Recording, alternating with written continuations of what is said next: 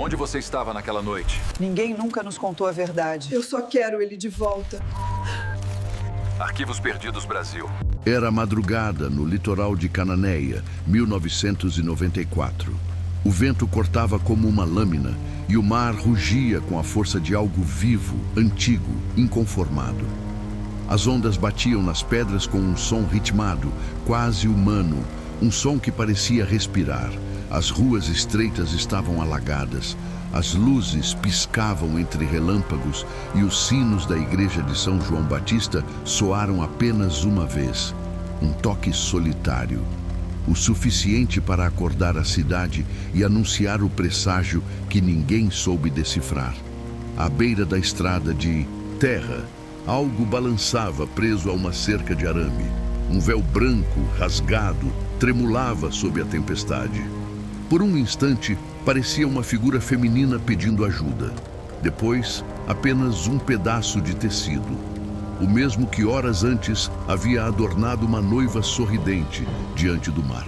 Naquela noite, Cananéia celebrava o casamento de Lívia Antunes e Rogério Duarte, um casal conhecido por todos. O jantar à beira-mar terminou com aplausos, promessas e o embarque do casal em um pequeno barco de madeira rumo a uma pousada próxima. Mas o barco nunca chegou. Às 3 da manhã, pescadores encontraram a embarcação à deriva, flutuando suavemente nas águas escuras do canal. O motor desligado. Dentro, um sapato branco, uma taça quebrada e o reflexo trêmulo de uma lanterna ainda acesa. Nenhum corpo, nenhum som, apenas o vazio. Ao amanhecer, o vestido de Lívia foi encontrado boiando próximo às pedras, intacto, mas sem cor, como se o sal tivesse sugado a vida do tecido.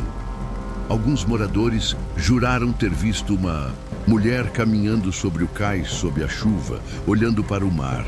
Outros preferiram o silêncio.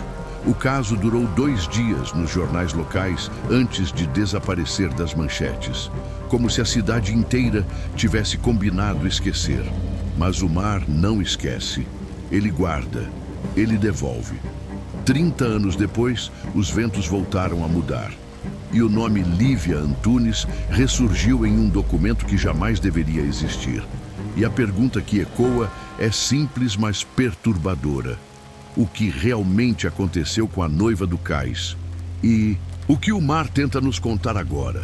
Se você quer descobrir o que realmente aconteceu com a noiva do cais e por que o mar decidiu revelar o que a cidade tentou esconder, inscreva-se agora no canal Arquivos Perdidos BR e deixe o like, porque nas próximas cenas as respostas começam a emergir das profundezas. O ano era 1994. E o Brasil inteiro parecia respirar um novo começo. O Plano Real prometia estabilidade. Os programas de TV falavam em esperança. E o país, aos poucos, deixava para trás as sombras da inflação e do medo político. Mas em Cananéia, um vilarejo esquecido entre o mangue e o mar, o tempo parecia correr em outra direção. As ruas ainda eram de pedra irregular. Os postes de luz balançavam com o vento e o cheiro constante de maresia misturava-se ao de óleo de motor e peixe fresco. Lá, a modernidade chegava devagar, como se o progresso hesitasse em atravessar o canal. Os moradores se conheciam pelo nome e pelos segredos. Eram famílias antigas, presas às mesmas rotinas e às mesmas crenças. O sino da igreja ainda ditava as horas, o rádio local era a única fonte de notícias e o medo do desconhecido era tratado com reza. À noite, as janelas permaneciam fechadas. As mães mandavam os filhos entrar antes do pôr do sol. E nas conversas de esquina, tudo terminava com um deixa pra lá, como se o silêncio fosse o idioma mais seguro. Cananéia era o tipo de cidade que respirava mistérios sem jamais nomeá-los. O mar servia tanto para alimentar quanto para castigar. E os pescadores diziam que o oceano sabia demais.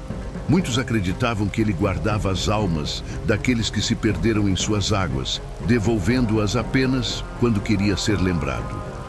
Era uma fé misturada com superstição. o tipo de crença que se alimenta do medo. Nas semanas que antecederam o desaparecimento de Lívia Antunes, uma sequência de coincidências incomodou os moradores mais antigos. A cruz da igreja foi atingida por um raio. O farol principal ficou 2 dias apagado. E uma série de ventos vindos do sul arrancou telhas, bandeiras e cortinas, como se uma força invisível atravessasse a cidade, anunciando o inevitável. Poucos se deram conta de que o destino já havia escolhido uma vítima. Mas o que mais intrigava era a sensação constante de presságio. Os mais velhos falavam em mar de luto, expressão usada quando as ondas se movem em direções opostas, como se o oceano se revoltasse contra si mesmo. E naquela semana, dizem, o mar de Cananéia se comportava exatamente assim. No centro da cidade, os preparativos para o casamento de Lívia e Eduardo continuavam, alheios a qualquer sinal. O salão comunitário havia sido enfeitado com fitas brancas e flores improvisadas. O evento seria simples, mas para Cananéia era o acontecimento do ano. Um raro instante de alegria coletiva em meio à monotonia dos dias. Ninguém poderia imaginar que, por trás daquela atmosfera de festa, crescia uma tempestade. O tipo de tempestade que não vem do céu, mas do coração das pessoas. Uma que se forma em silêncio e, quando explode, deixa marcas que nem o tempo consegue apagar. E foi nesse cenário, entre marés imprevisíveis e sussurros contidos, que ela surgiu. A mulher que, em poucas semanas, se tornaria o nome mais temido de Cananéia. O nome dela era Lívia Antunes, e até aquela noite era apenas mais uma entre tantas mulheres que nasceram e morreriam à beira do mar. Tinha 26 anos, cabelos longos e escuros como o asfalto molhado, e um olhar que parecia sempre repousar em algo que os outros não viam. Filha de pescador e de uma costureira, crescera entre linhas, anzóis e promessas de futuro que nunca se cumpriam. Trabalhava como professora na escola municipal, ensinando as crianças a escrever o próprio nome, enquanto nas entrelinhas parecia tentar reescrever o seu próprio destino. Lívia não era conhecida pela alegria. Era respeitosa, educada, mas havia nela uma reserva silenciosa, como se carregasse um segredo que não podia dividir nem com as paredes do quarto. Gostava de caminhar sozinha até o cais ao entardecer, observando o horizonte como quem espera um sinal. Alguns diziam que ela rezava, outros afirmavam que falava sozinha, sussurrando frases que o vento se encarregava de levar. O noivo, Eduardo Nogueira, era o oposto em tudo. 32 anos, dono de uma pequena oficina no centro, homem prático, de fala dura e gestos rápidos. Era respeitado pelos clientes e temido pelos amigos. As más línguas diziam que Eduardo tinha gênio de maré, calmo por fora, perigoso quando se agita. Desde o noivado, as discussões entre o casal tornaram-se notórias, embora sempre abafadas por desculpas. Coisa de amor forte, diziam os vizinhos. Nas cartas que Lívia guardava no baú, azul herdado da mãe, havia trechos que hoje soam quase como premonições. Em uma delas, escrita 2 meses antes do casamento, ela dizia: "Sinto que algo me observa. Às vezes o mar me chama, como se soubesse algo que eu não sei. Tenho medo, mas não sei do que." A cerimônia foi marcada, mesmo assim. A cidade inteira se mobilizou. As costureiras ajudaram no vestido, os pescadores emprestaram o barco para a lua de mel, e até o padre, relutante, concordou em abençoar a união. Para todos, aquele casamento era um símbolo de esperança. O tipo de evento que faz uma cidade acreditar que a felicidade ainda é possível, mesmo nas margens do mundo. Mas por trás dos sorrisos e das fitas brancas, havia sinais. O olhar distante de Lívia durante os ensaios, as olheiras fundas, o hábito repentino de escrever no diário todas as madrugadas. Alguns colegas da escola afirmaram que nas últimas semanas ela parecia assustada. Uma aluna contou que a professora havia dito, em tom baixo: "Se um dia eu não voltar, não deixem que falem por mim." No dia do casamento, o céu amanheceu pesado. A chuva insistente transformou as ruas em espelhos de lama e, mesmo assim, ela caminhou pela nave da igreja com um sorriso contido. A câmera amadora de um convidado registrou brevemente a cerimônia. Lívia hesita antes de dizer o sim. Eduardo aperta-lhe a mão com força. Ela desvia o olhar. Depois da festa, alguns notaram que a noiva demorou mais do que o esperado no vestiário, como se não quisesse sair. Uma amiga afirmou que a viu rasgando discretamente uma fotografia do casal e jogando os pedaços no lixo. Ninguém entendeu o gesto. Naquela noite, quando o salão foi esvaziando e as luzes começaram a apagar, Lívia saiu em direção ao cais com o vestido ainda molhado de chuva. O vento soprava forte e o véu arrastava pelo chão como uma sombra branca. Eduardo a seguiu, levando consigo a garrafa de champanhe que haviam reservado para o brinde final. Nenhum dos dois foi visto novamente com vida. Os minutos seguintes se perderam entre versões, mas há algo de indiscutível. Desde que Lívia Antunes desapareceu, o mar de Cananéia nunca mais se comportou da mesma forma. Dizem que em certas madrugadas as ondas repetem um som que se assemelha a um nome, o dela. E é nesse ponto da história, exatamente onde o amor se mistura ao presságio, que a escuridão começa a revelar o seu verdadeiro papel. Porque naquela noite, o destino de Lívia não foi selado por acaso. Foi escrito sob o rugido do trovão e o olhar de quem fingia não ver. A noite de 3 de dezembro de 1994 parecia comum, mas em Cananéia nada é verdadeiramente comum quando o mar se cala. A tempestade que se formava no horizonte trazia relâmpagos que cortavam o céu como lâminas, e cada trovão parecia anunciar algo irreversível. No salão comunitário, a festa do casamento se dissolvia aos poucos, junto com o riso e o perfume barato. Os últimos convidados se despediam, tropeçando em confetes e taças vazias, enquanto a música cessava em um chiado distante. O relógio marcava 22h47, quando a luz oscilou 3 vezes, mergulhando o salão em breves segundos de escuridão.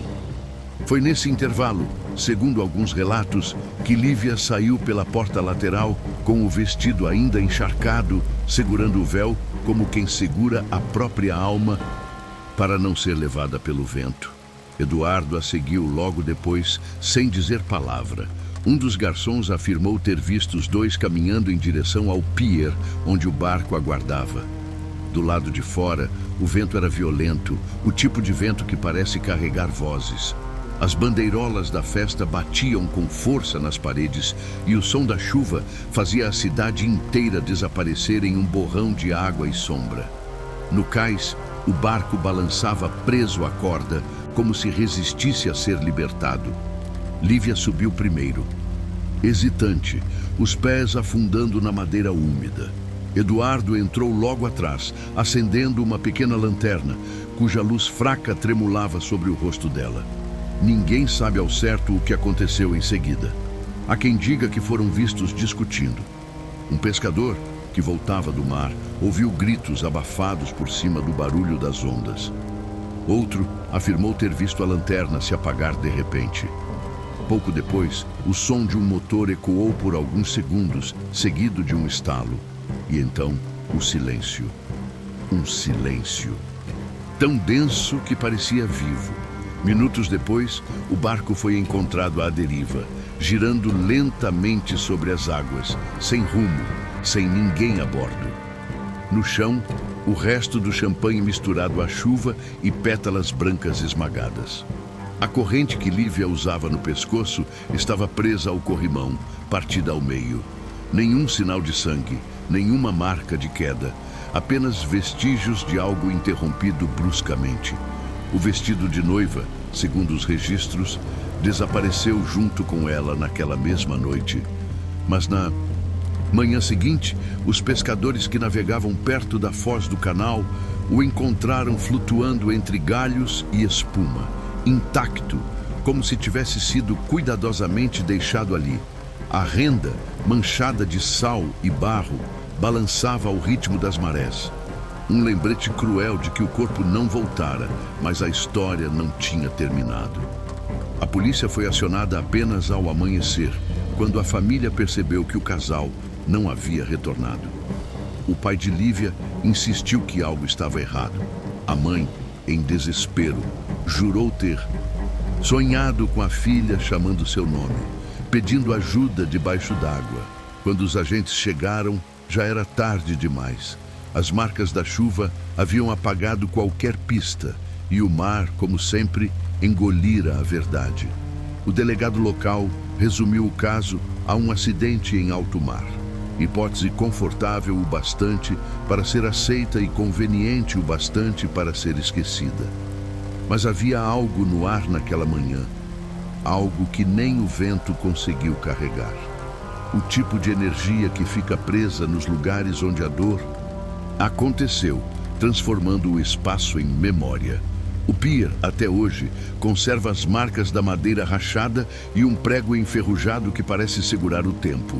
Desde aquela noite, ninguém mais usou aquele barco. Ele foi deixado para apodrecer ao lado do estaleiro, coberto por algas e poeira, como uma cicatriz que Cananéia preferiu esconder. Mas o mar, esse nunca se cala por completo. E quando as ondas se movem em direção à costa, dizem que o barulho lembra o som de passos. Passos leves, descalços de uma mulher vestida de branco. Foi o fim de uma noite e o começo de um silêncio que duraria décadas. Um silêncio tão profundo que por trás dele, o verdadeiro crime ainda esperava para ser contado. O amanhecer em Cananéia chegou pesado, como se o sol tivesse esquecido de nascer por completo. A neblina cobria as ruas como um lençol sujo e o cheiro de maresia, mais forte que o habitual, parecia anunciar que o mar havia trazido algo de volta, mas não o que todos esperavam. Os primeiros pescadores a sair notaram o vestido branco flutuando próximo às pedras, preso entre restos de madeira e jornais encharcados. Era o mesmo vestido da noite anterior, ainda perfumado de flores murchas, mas agora deformado pela água salgada. Nenhum corpo, nenhuma resposta. Apenas o eco do que se perdera. A notícia se espalhou como um rumor envenenado. As rádios locais noticiaram um possível acidente marítimo envolvendo o casal recém-casado. Os jornais, cautelosos, preferiram o silêncio. Em uma cidade pequena, tragédias são tratadas como segredos de família, algo que se comenta em voz baixa, mas nunca se investiga em voz alta. A polícia chegou ao cais quando o dia já estava alto, os uniformes manchados de barro, o olhar impassível. Encontraram o barco encalhado na margem, o motor desligado, o interior vazio, exceto por uma garrafa quebrada e um véu rasgado. Eduardo Nogueira apareceu horas depois, cambaleando com o rosto arranhado e as roupas molhadas. Disse que havia tentado salvar a noiva, mas a correnteza era forte demais. Falava rápido, como quem tenta se convencer do que diz. O delegado o ouviu em silêncio, anotando pouco.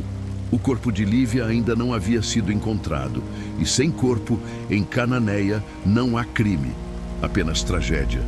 Enquanto isso, a mãe de Lívia permanecia sentada à porta da casa, com o terço entre os dedos e o olhar fixo no horizonte. Repetia a mesma frase, como uma reza quebrada. Ela prometeu que voltaria. Na escola onde trabalhava, os alunos fizeram um altar, improvisado com flores de papel. No rádio da cidade, tocaram músicas antigas, mas ninguém dançava. O padre celebrou uma missa breve, sem velório, sem caixão, apenas com a lembrança. Disse que Deus sabe o que faz. Mas naquele domingo, Cananeia parecia não acreditar nem em Deus.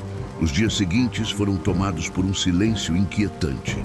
As pessoas cruzavam as ruas sem trocar olhares. As portas fechavam-se mais cedo.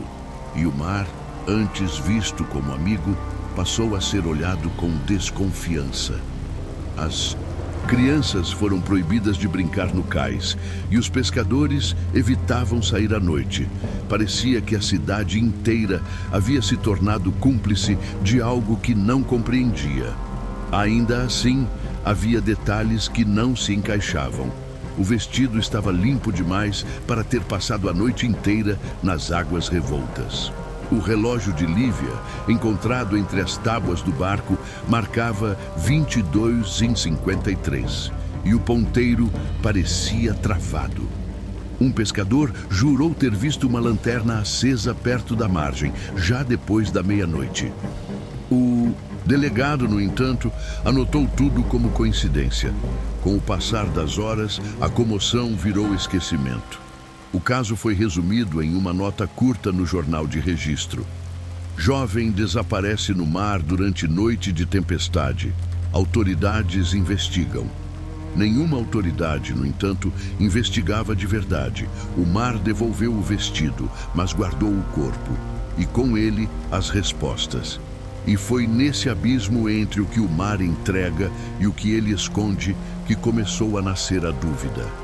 Porque quando a verdade é enterrada viva, o tempo se encarrega de fazê-la gritar. Nos dias seguintes ao desaparecimento de Lívia Antunes, Cananeia parecia uma cidade suspensa no tempo. O mar ainda carregava um cheiro metálico, como se guardasse algo que não queria devolver. A polícia chegou tarde, cansada e sem convicção. O relatório preliminar, escrito às pressas, definia tudo como um acidente em alto mar. Uma explicação simples demais para um mistério tão inquietante. O delegado Afonso Ribeiro, conhecido por evitar escândalos que pudessem manchar a imagem turística da cidade, conduziu o caso com pressa. Ele parecia mais interessado em encerrar o inquérito do que em entender o que de fato havia acontecido. Nenhuma perícia completa foi feita no barco. Nenhum vestígio recolhido com rigor. Apenas o registro burocrático de um desaparecimento sem corpo, sem testemunha, sem culpa. Mas havia detalhes que resistiam ao esquecimento. Uma corrente de ouro, a mesma que Lívia usava desde menina, foi encontrada, partida sobre o convés, como se tivesse sido arrancada. O relógio da noiva, travado às 22h53, foi registrado como danificado pela água, embora o relojoeiro local afirmasse que o mecanismo parecia ter sido parado à força. E o mais estranho, a lanterna do barco, encontrada acesa, foi ignorada no laudo final, embora pudesse indicar que alguém ainda estava a bordo quando o motor foi desligado. Testemunhos foram colhidos, mas com descuido. Um garçom afirmou ter visto o casal discutir antes de sair da festa. O pescador, que jurava ter escutado gritos na tempestade, foi considerado confuso pelo vento e pela chuva. Eduardo, o noivo, foi interrogado por menos de meia hora. Saiu livre, chorando, alegando que tentara salvá-la. E o caso, para as autoridades, terminava ali. Porém, entre os moradores crescia um rumor. Um detetive particular, contratado pela família, afirmava ter encontrado uma carta entre os pertences de Lívia. Ele sabe o que você fez. Se casar, o mar vai cobrar. O documento nunca foi anexado ao processo. Pouco tempo depois, o detetive deixou a cidade, alegando ter recebido ameaças anônimas. O inquérito foi arquivado oficialmente em 17 de dezembro de 1994. Mas entre as páginas amareladas do relatório havia algo mais forte que a negligência: o medo. O medo de que, se o caso fosse aberto novamente, a cidade precisasse encarar um tipo de verdade que o mar, até então, havia escondido muito bem. E foi assim que a investigação terminou no papel, mas começou nas vozes. Vozes que, mesmo 30 anos depois, ainda se recusam a se calar. Com o inquérito encerrado e as provas enterradas sob o pó dos arquivos, Lívia Antunes deixou de ser apenas um nome desaparecido. Tornou-se um espelho onde cada morador de Cananéia via sua própria versão da verdade. A cidade se dividiu entre o que acreditava e o que temia acreditar. E assim nasceram as teorias. A primeira era a mais conveniente: o acidente. Diziam que o casal havia saído para um passeio noturno no barco, que a chuva aumentou e que a noiva, ao tentar se segurar, caiu na água. Eduardo, desesperado, teria pulado para resgatá-la, mas o mar, implacável, não devolveu nada além do vestido. Era uma hipótese confortável, sem culpados, sem segredos e que permitia à cidade seguir em paz. Mas bastava olhar de perto para perceber as falhas. O barco foi encontrado com o motor desligado, o farol aceso e o champanhe ainda sobre a mesa. Tudo parado, suspenso, como se o tempo tivesse sido arrancado à força. A segunda teoria corria nas esquinas, sussurrada entre portas fechadas. Crime passional. O noivo teria descoberto algo, talvez uma carta, talvez um segredo. E, movido pela fúria, empurrou Lívia ao mar. Alguns afirmavam ter ouvido gritos antes do som do motor. Outros juravam ter visto uma sombra masculina voltando sozinha para a margem. Nenhum desses testemunhos chegou ao papel. O medo, em Cananéia, sempre foi mais rápido que a justiça, mas havia uma terceira versão, a mais incômoda de todas: o encobrimento. O delegado Afonso Ribeiro teria recebido instruções para não aprofundar o caso. Boatos diziam que Eduardo tinha conexões em registro e que um telefonema bastara para transformar um homicídio em tragédia.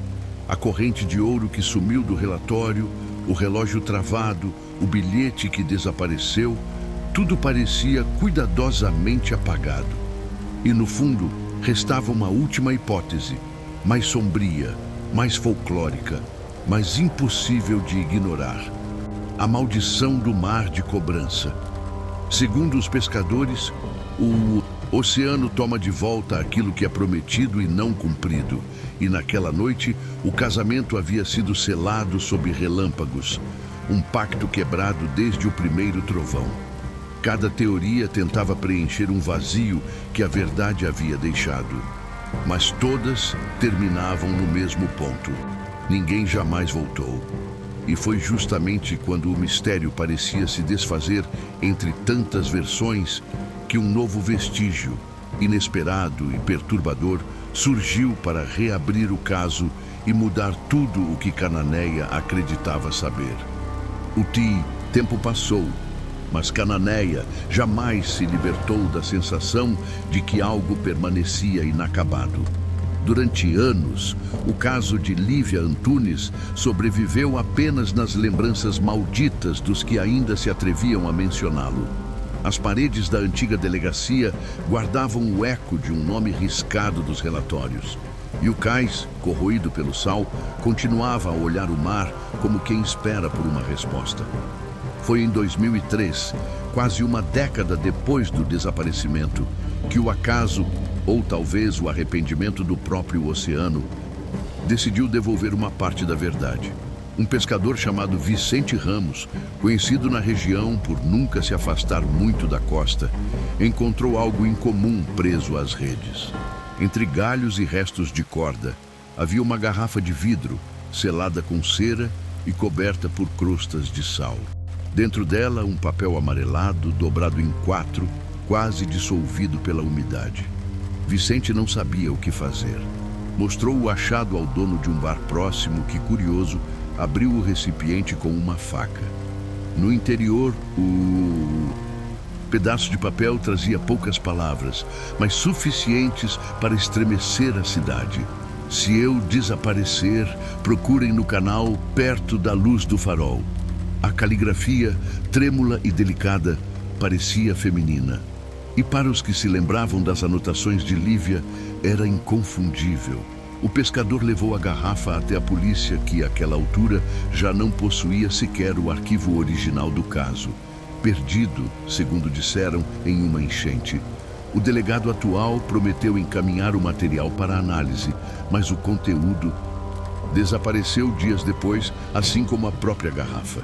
Nenhum registro oficial foi feito. A notícia, porém, escapou dos muros da delegacia.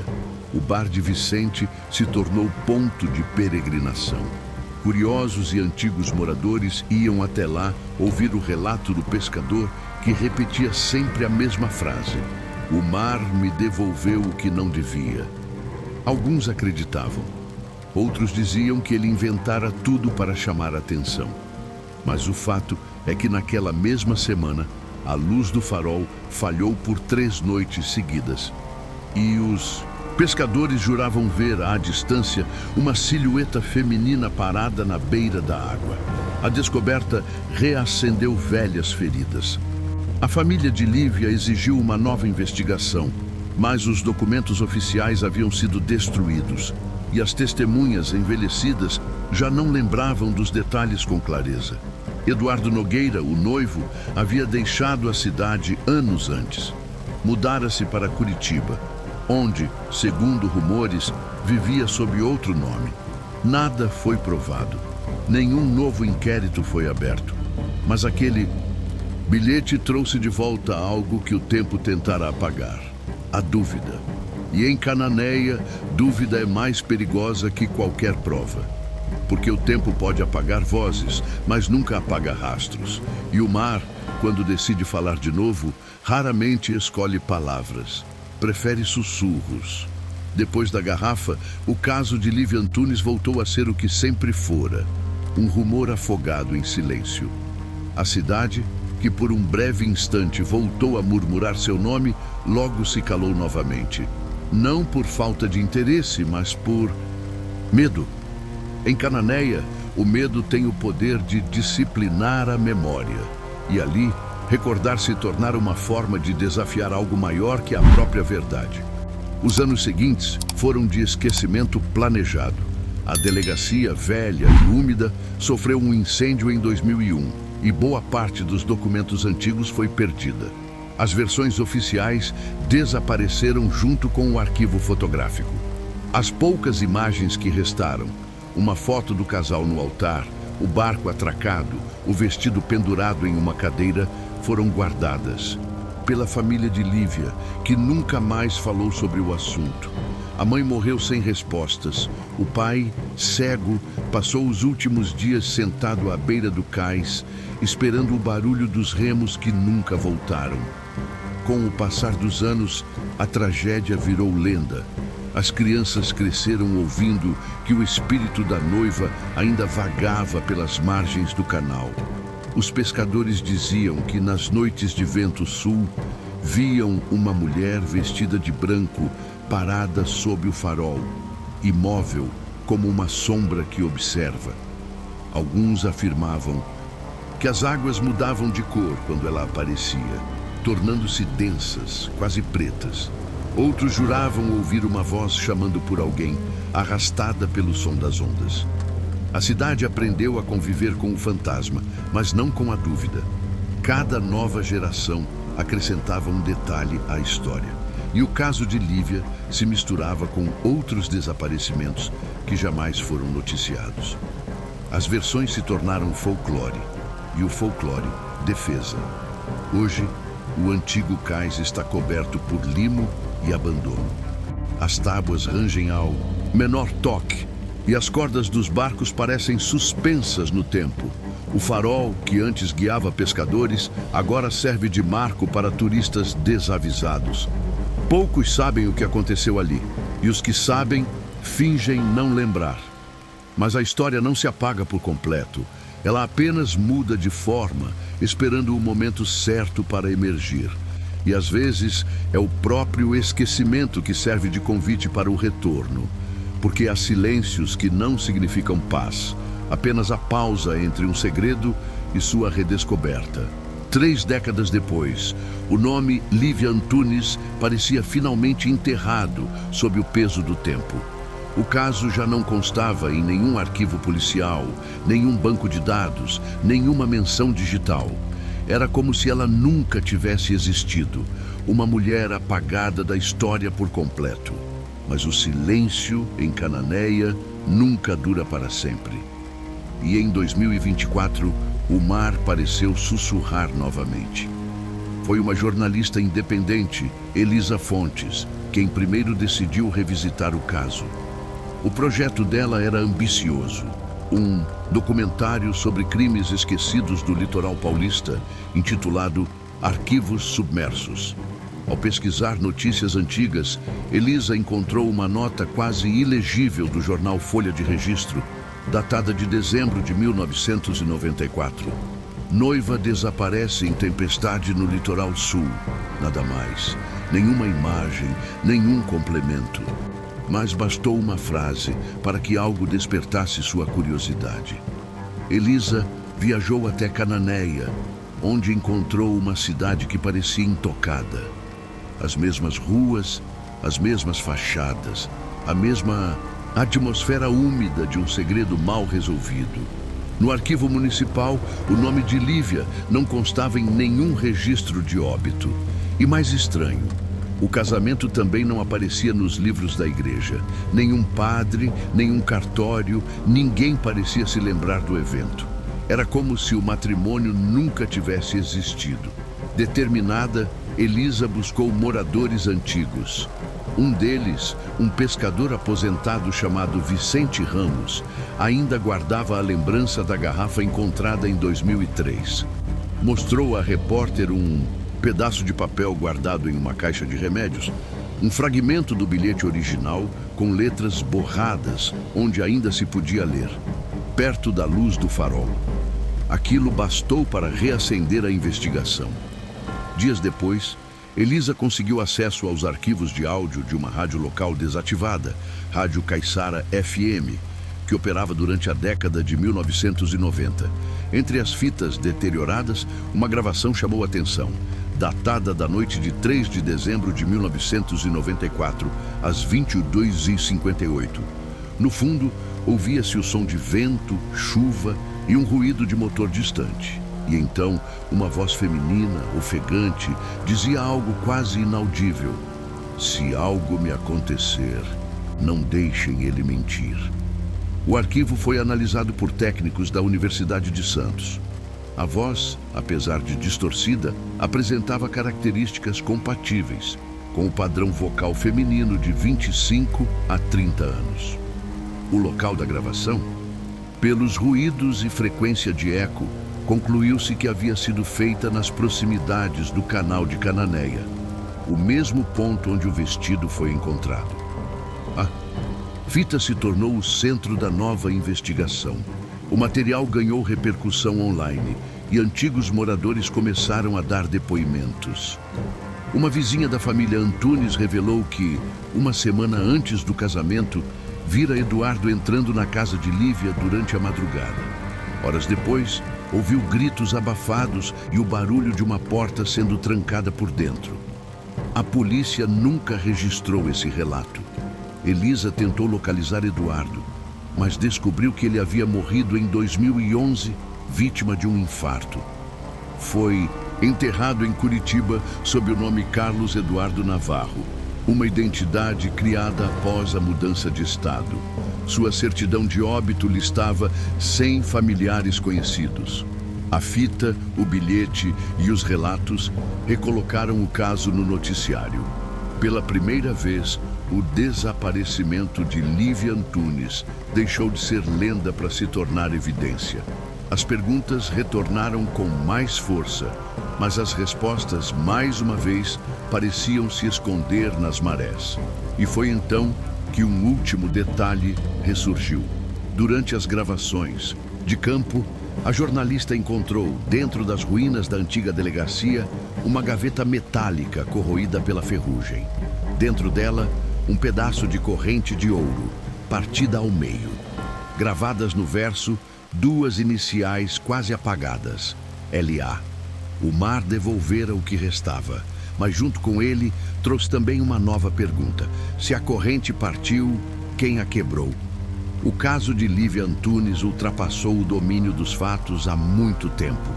O que restou dele não é apenas um mistério sobre uma mulher desaparecida, mas um retrato sombrio daquilo que o ser humano é capaz de fazer e de esconder quando o silêncio se torna mais conveniente que a verdade. Cananéia não foi apenas o cenário de um crime. Foi o espelho de uma sociedade que aprende cedo a calar o que incomoda, a sepultar o que não entende e a perdoar o que jamais deveria ser esquecido. A história de Lívia é o retrato de tantas outras. Mulheres que desapareceram não apenas no mar, mas dentro das paredes das próprias casas, dentro de relacionamentos que se disfarçam de amor, dentro de cidades pequenas onde a vergonha pesa mais que a justiça.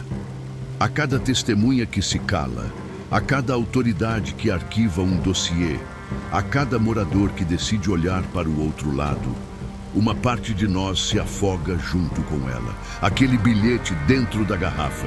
Se eu desaparecer, procurem no canal. Não era apenas um aviso. Era um grito interrompido, uma tentativa desesperada de deixar rastros antes que o destino os apagasse. E talvez seja isso o mais perturbador, o pressentimento. Lívia sabia, de algum modo sabia que o perigo não vinha das ondas, mas de algo ou alguém que já estava dentro da sua vida. A jornalista Elisa, em uma das últimas gravações de campo, descreveu algo que sentiu ao visitar o cais. É como se o ar fosse mais pesado ali, como se cada partícula do vento guardasse lembranças que o tempo não conseguiu apagar. E talvez essa sensação resuma tudo, porque há crimes que se encerram em tribunais, mas há outros que continuam sendo julgados pelo tempo. E o tempo, diferente dos homens, nunca arquiva nada. Relembrar o nome de Lívia Antunes não é um ato de nostalgia, é um gesto de resistência. Cada vez que sua história é contada, o silêncio da cidade se enfraquece um pouco mais e as vozes esquecidas voltam a respirar. É como se o próprio mar, cansado de guardar segredos, empurrasse à superfície tudo aquilo que tentaram esconder.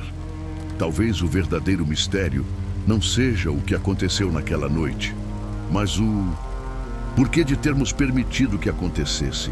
Por que o esquecimento é tão fácil? Por que o medo fala mais alto que a justiça?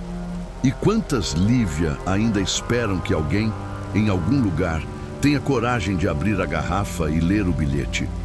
Porque há histórias que o tempo tenta enterrar, mas certas marés nunca param de voltar. E quando voltam, não pedem licença. O mar voltou a se acalmar em Cananéia. Mas quem o observa de perto ainda sente que há algo vivo sob aquelas águas. Algo que respira em silêncio, esperando ser lembrado. A cada onda que toca o cais, o nome Lívia Antunes parece sussurrado pelo vento, como se o tempo finalmente se recusasse a esquecê-la. Hoje, o local onde o vestido foi encontrado está coberto por limo e conchas quebradas. E ao entardecer, quando o sol mergulha atrás do farol, o reflexo sobre a superfície da água forma uma mancha pálida, quase humana. Alguns dizem que é apenas o jogo da luz. Outros, que é a lembrança de uma alma que ainda não foi ouvida. O destino de Lívia continua sem resposta. Talvez tenha sido tragada pelo mar, talvez por alguém que soube esconder bem demais o que fez. Mas uma verdade persiste: o silêncio não é o fim, é apenas o intervalo entre o crime e a confissão. E enquanto houver quem se recuse a esquecer, a história seguirá viva, como uma maré que insiste em voltar. A narração se torna mais baixa, quase um sussurro, enquanto o som do mar cresce ao fundo.